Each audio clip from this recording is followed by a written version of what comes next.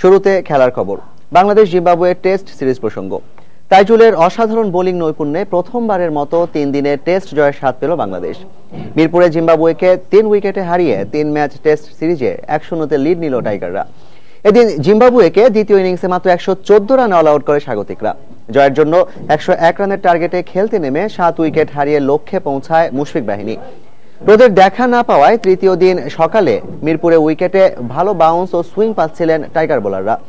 সেই সুবিধাকে কাজে লাগিয়ে ষষ্ঠ ওভারে সিবান্দাকে ব্যক্তিগত ১৪ রানে ফিরিয়ে দেন তাইজুল। এরপর মাসাক আদাজাকে বোল্ড করেন পেসার শাহাদাত। দলীয় ৫৩ থেকে ৯৩ রানে আরও ৪ উইকেট তুলে নেয় বাংলাদেশ। মধ্যাহ্ন বিরতির পর আরও ভয়ানক হয়ে ওঠা তাইজুলের বিধ্বংসী বোলিংয়ে শেষ পর্যন্ত ১১৪ রানে গুটিয়ে যায় সফরকারীরা। ৩৯ রানে তাইজুল ইসলাম নিয়েছেন ৮ উইকেট। জবাবে ব্যাট করতে নামা বাংলাদেশ কোনো রান যোগ না করেই হারায় তামিম, শামসুর ও মুমিনুলকে।